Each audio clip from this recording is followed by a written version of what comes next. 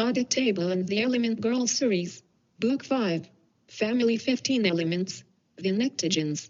In this story, you will meet Antimony. Hi. I am Adam. I love drawing, painting, storytelling, and exploring science. Talking about science, guess what my most precious possession is? Well, it is a periodic table wall chart which I received as a birthday present. It looks kind of old, yellowish, wrinkled, and frayed in the corners. However, if you push on any element on this periodic table, you will be transported to the element's domain magically where you meet the element character. Furthermore, the element will tell you her story firsthand and you can ask her questions. My friends, Ion, Exo, Endo, Valence, Mole, Albert, Isaac, and I have had many adventures meeting various element girls with the help of this magical wall chart. Also, you will meet my dog Electron in some of these adventures. Okay. Here's our adventure meeting the element girl Antimony, atomic number 51. So, Mole called me one morning while I was eating breakfast.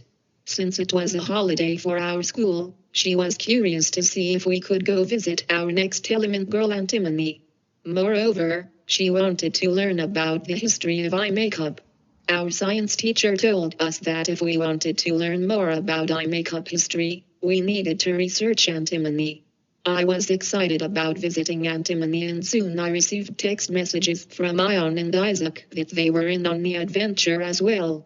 We decided to meet in Ion's house. I biked to Ion's house with my rolled-up periodic table and a large focaccia bread in a baking tray nicely packed and tied up to the cargo rack of the bike. Mole's mom dropped her off at Ion's house and she brought a large bowl of green salad picked fresh from their nursery. Ion and her brother Isaac were in their backyard picking persimmons. We joined in and it took us almost an hour to pick from all the 4 trees. Then, Isaac set up the periodic table on an outside wall. We pushed on the symbol SB for Antimony and as the house and trees swirled around us, we screamed with delight. Soon we were standing outside the fire station in San Jose, which was right across from Calabasas Park. Since it was a workday for most people and only our school was off, the park was quiet. The fire station garage doors were open, and we saw several firemen and women busy with their duties. We found safety goggles outside the fire station in a clean cardboard box. After we donned the safety goggles, we walked around looking for Antimony. Then, we heard a faint rattling sound coming from the park and noticed a girl in a yellow and green top and yellow and blue-gray beads in her hair waving at us. We walked across to the park. She was sitting a bit inside the park away from the streets on a large picnic table. There were some large bags on the table and as we were walking towards her, she picked up a tiny box from one of the bags and started touching up her eye makeup on her right eye. Seeing us, she pointed to a nearby picnic table and switched to fixing the eye makeup on her left eye. We sat quietly watching her and looking around for some time at the fall colors of the park. I also wondered where the metal clanging sound had come from. Thanks for waiting, she said as she started putting away her eye makeup kit. I am Antimony. Hi. Nice of you to meet with us, Mole said hesitantly. There was a pause. Then Mole continued as Antimony was busy with the clasp on her spiky-looking handbag. Does eye makeup contain antimony? Our science teacher told us to research antimony to learn about eye makeup history. Mole had been dying to ask this question for the last few days.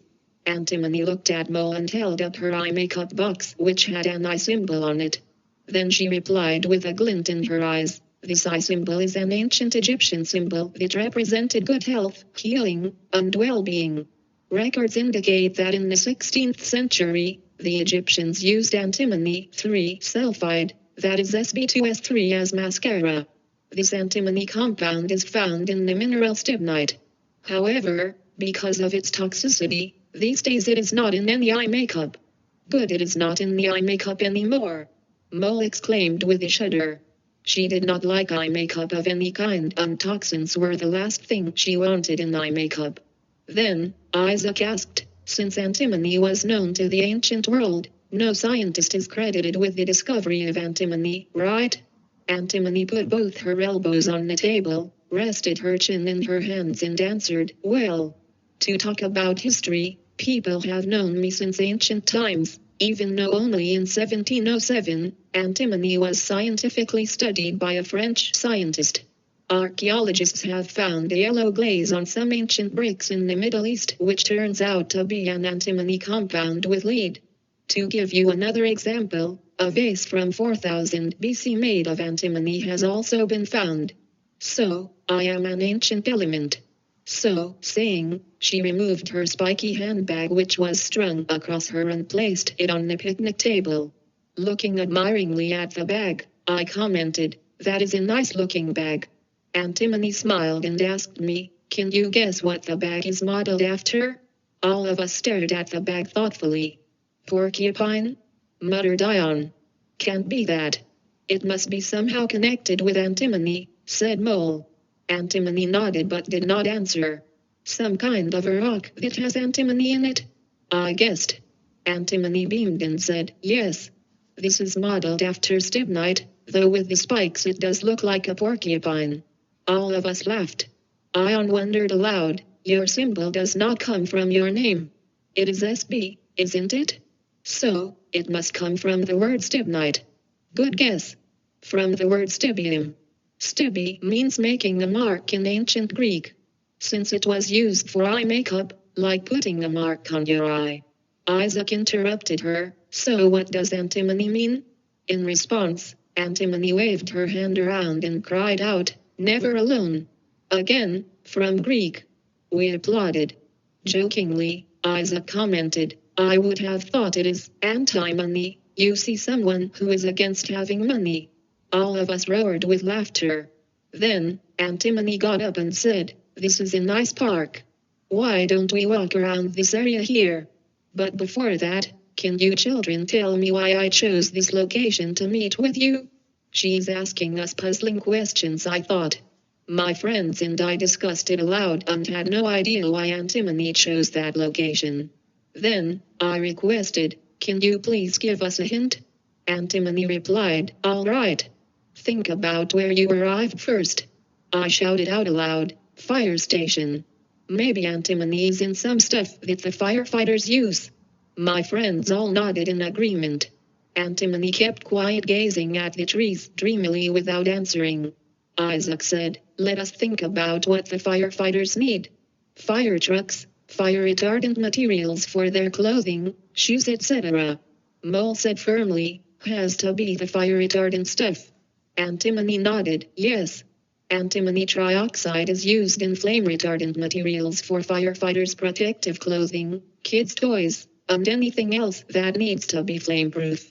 Then she turned over her two large bags that were sitting on the picnic table and asked us to read the labeling on them. The large tote bag had information about antimony, 3-sulfide and eye safety. The smaller bag said loud and clear, fire retardant clothing with SB203. Then, she got up and said, let us walk for some time just around this area. Get some exercise. As she got up, the metal clanging sound started again, and we saw that it was from her long dangling belt, which was yellow around the waist and metal beads all the way down to the ground.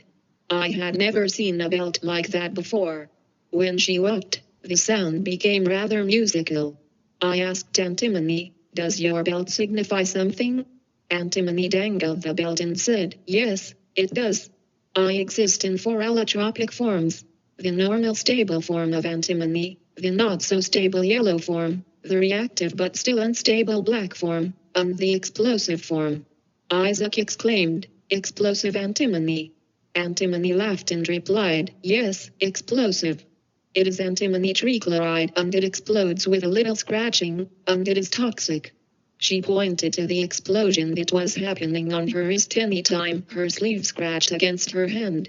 Then, she resumed, anyway, getting back to your question about the belt, now you know what the yellow of the belt signifies. All these beads signify the metallic antimony pills that people used to consume as a laxative in the Middle Ages. Since the antimony pill would not be digested, people could retrieve it from their fecal matter and reuse the pills. All of us screamed, how gross. Disgusting, Isaac cried out. Poop pill. I just swallowed my great-grandpa's poop pill. We burst into laughter. Antimony chuckled and continued, well, antimony is toxic, so no wonder the body gets rid of it. But people used it and got sick. There is even a theory that Mozart died because of antimony treatment. By the 1600s, this practice was stopped thankfully. She sighed and shook her head. All of us talked agitatedly about this practice of the Middle Ages. After we calmed down, Ion inquired, what about the green color that you are wearing? Flame test color, Antimony responded. Then she asked, looking around at us, any other questions? Mo wanted to know what antimony's other applications were. By now, we were back to the picnic table. Antimony started organizing her bags, indicating that our time was almost up. Antimony replied, good question. I will list them for you briefly since I need to get to the Mountain View fire station location to meet with some students. I am a metalloid, which means I am quite useful in the semiconductor industry. I am alloyed with lead and used in batteries. And there is a small percentage of antimony compounds being used for paints, ceramics, and glass manufacture. She paused and then continued, that's all I can think of now. I hope I answered all your questions. And as you know, you can always research to learn more about me and my compounds. So, saying, she grabbed her bags and started walking away from the picnic table with all the antimony beads clanging.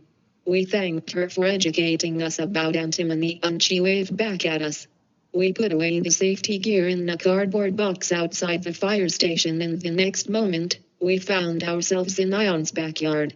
Soon, we brought out the focaccia bread, the green salad, and persimmon milkshakes, sat out on a long table in the backyard and chatted about antimony as we enjoyed the food and drink. Later, we said goodbye to each other, and I rolled up the periodic table and biked back to my home smiling broadly as I imagined my parents' reaction to the poop pill story.